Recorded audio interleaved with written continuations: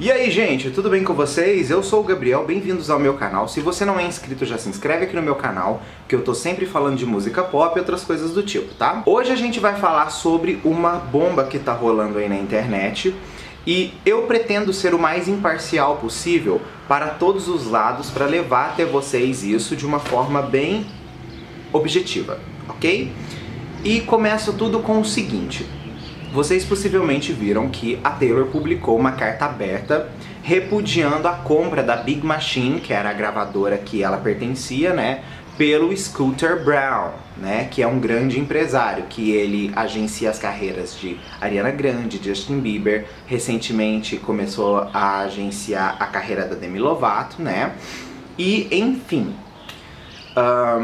Por que isso irritou tanto a Taylor? Por causa do seguinte. A Taylor, no ano passado, ela saiu da Big Machine e foi para uma gravadora maior. Por quê?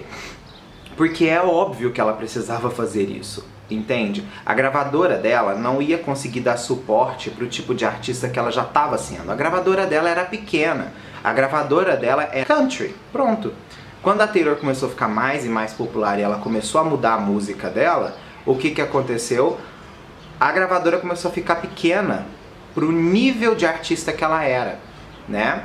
E a Taylor buscou voar mais alto. É óbvio, entende? A Taylor deu muito dinheiro para a gravadora dela. Querer voar mais alto, há consequências. Quais são as consequências? Quando você fecha um contrato com uma gravadora, principalmente um contrato de gravação, você grava um material para eles, eles pagam para você um valor referente aquele material que você gravou e eles detêm os direitos do material para eles. Pronto. Por isso chama gravadora, tá? E o que acontece? Quando você faz isso com uma gravadora e você sai da gravadora, quando há um acordo com a gravadora sobre, olha, eu não vou estar fazendo mais parte daqui, tá? E eu gostaria de saber como eu poderia utilizar o meu catálogo nos meus próximos shows, nas minhas próximas tours, e como eu poderia ter essa parceria nossa ainda com isso daí. Porque afinal de contas eu ainda detenho os direitos de intérprete, de compositora do negócio, né? Só que o que acontece? A partir do momento que a gravadora paga o valor pro artista, normalmente no contrato há cláusulas. As cláusulas do contrato, elas falam exatamente dos deveres do artista, assim como dos deveres da gravadora. Se a gravadora falar, não, você não vai poder interpretar mais as músicas, porque o produto é nosso, o artista não vai poder interpretar. Vocês possivelmente já devem ter visto esse tipo de coisa quando aquela cantora JoJo, que cantava aquele super clássico A Little Too Late, né, que todo mundo, A Little Too Late, como todo mundo falava, ela regravou os 2 primeiros álbuns dela com arranjos similares, porém novos, né, com o intuito de quê? De obter um catálogo novo feito por ela, para ela deter os direitos de gravação daquilo ali, ela poder utilizar aquilo. Ou seja, ela fez um cover do que era dela. Então é louco, gente, mas é real. As gravadoras fazem isso com os artistas. E o que acontece? Qual seria a contraproposta da gravadora para Taylor ter os álbuns dela? Você vai assinar conosco mais uma vez por mais 6 discos.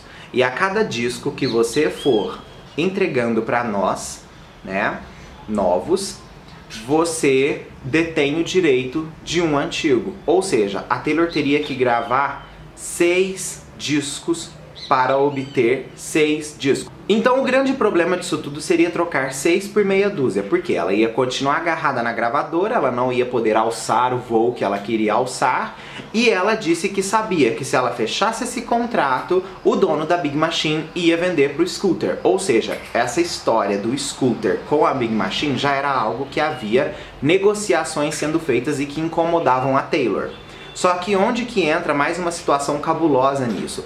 A Taylor fez alegações nessa carta aberta dela, em que ela fala que o Scooter, ele foi uma das pessoas que teve participação naquela confusão em que o Kanye West com a Kim Kardashian forjaram uma ligação telefônica da Taylor falando que a Taylor tinha consciência de que ela seria citada na música Famous com toda aquela objetificação que o Kanye West fez com ela na música, né? E que o Scooter sabia disso, né? E que isso foi uma questão de bullying, humilhação e etc. E qual é o grande problema disso, afinal de contas? O grande problema disso, gente, é que, por outro lado, o Scooter, ele simplesmente fez o que qualquer empresário faz. Ele compra, vende, revende e comunica. Então ele fez uma compra honesta.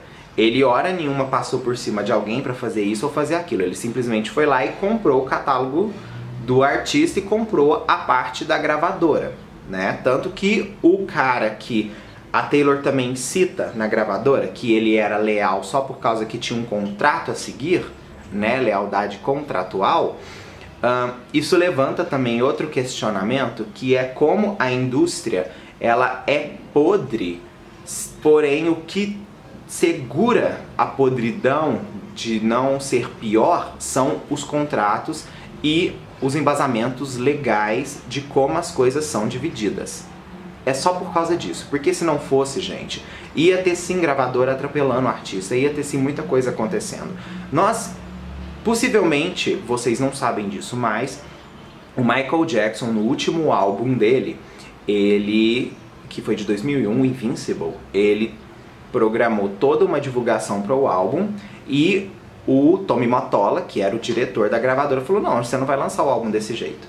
Sendo que o Michael já tinha tido grande amplitude com a gravadora durante anos e conseguiu fazer várias coisas, e ele não pôde apresentar isso. Isso deixou ele extremamente revoltado. E aí o que o próprio Michael fala? O que eles ganharam com isso? Por eu não fazer o que eles quiseram, eles arruinaram o meu álbum. Sabe? Como arruinaram o meu álbum? Não fizeram divulgação, vazaram músicas. Além de vazar músicas, tiveram escolhas de single sem o Michael querer, então ele teve que gravar referente a uma determinada canção que não era pra gravar. Então assim, acabou que o CD rendeu 3 singles com 2 singles oficialmente lançados com clipe, mesmo assim um clipe apenas com o Michael, ou seja, acabou a era, não teve tour, não teve nada, já era, acabou a carreira do Michael. Por quê? Porque ele foi contra o que impuseram a ele, tá? Então assim, gente, essas coisas são muito complicadas. E outro ponto entra quando artistas defendem a Taylor e artistas defendem o Scooter. E onde está o problema do fã nessa hora? O fã, ele não é seletivo a opiniões. Ele vai simplesmente no que ele segue. Então, por exemplo, a Taylor falou a opinião dela lá. Se qualquer outra pessoa fazer uma opinião diferente, aquela pessoa está errada. Não, gente, não podemos ser assim. Esse tipo de situação nós temos que ser imparciais, nós temos que conhecer todos os lados das histórias e nós temos sempre que entender como que cada coisa é uma coisa, entende? E o que aconteceu? O Justin Bieber, ele fez um posicionamento a favor do Scooter. E qual é o problema disso? A partir do momento que você faz o posicionamento a favor do Scooter, todo mundo que é fã da Taylor acredita que o Justin, ele tá indo contra a Taylor, sendo que ele abria os shows da Taylor quando ele ainda estava começando a carreira dele. Então, o problema não tá, na verdade, nisso. O problema de verdade está na questão do seguinte, está na questão de as pessoas não entenderem que cada pessoa representa diferente para uma pessoa. O Scooter descobriu o Justin, ele deu oportunidades para o Justin. Se você é uma pessoa que você tem oportunidades na vida e outra pessoa não gosta dessa pessoa que te deu oportunidades, você vai ficar contra a pessoa que te deu oportunidades simplesmente porque um grupo de fãs está te atacando porque outra pessoa disse que não gosta de quem te deu oportunidades? É óbvio que não, gente. Entende? Se você faz isso, você é muito mal agradecido. Por quê? Porque a gente sempre tem que valorizar quem abre portas pra gente. Sempre. Então é normal entender o posicionamento do Justin. Assim como é normal entendermos a angústia da Taylor. Então é uma situação difícil que fica aí no ar. Porque a gente queria mesmo, gente, é que a Taylor pudesse cantar as músicas do jeito dela, sem precisar passar por cima de nada, assim, assim e ponto. Entende? E ela não pode fazer isso. É um absurdo? É um absurdo, gente, mas é o que a indústria da música faz com as pessoas e faz com os artistas. E enfim, terminando esse raciocínio sobre o Justin, tivemos também a Demi Lovato, que também se posicionou a favor do Scooter, falou que ele era um cara legal, até porque ela assinou com ele há um mês atrás, né? A Ariana Grande também pertence a ele, mas a Ariana não falou nada sobre isso. E assim, gente, pra finalizar mesmo, eu acredito que, infelizmente, é o efeito do legal, né? Eu acho que a Taylor, nesse ponto, ela perde realmente essa briga, porque legalmente as músicas são da gravadora. A assinatura dela vai estar lá falando, olha, eu concordo com isso. Toda vez que você assina um contrato, você concorda com alguma coisa que vai acontecer na sua carreira. Por isso, não dá pra gente poder fazer essa separação, entende? Porém, eu também concordo com a Taylor. É melhor perder tudo que eu fiz do que continuar agarrado num negócio que não me evolui. Entende? É a mesma coisa de você viver um relacionamento por muito tempo, que você fica estagnado em uma zona de conforto, em um tipo de pessoa que não faz bem pra você, entende? O necessário é sempre a gente voar cada vez mais alto e conquistar cada vez coisas maiores, né?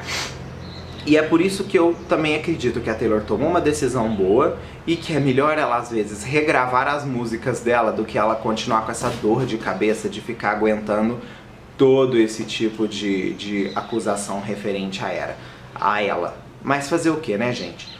É notório que esse tipo de coisa aconteça. Afinal de contas, como eu disse, gravadora, né? Gravações. É isso, gente. Espero que vocês gostem do vídeo. Grande beijo pra vocês e até o próximo vídeo.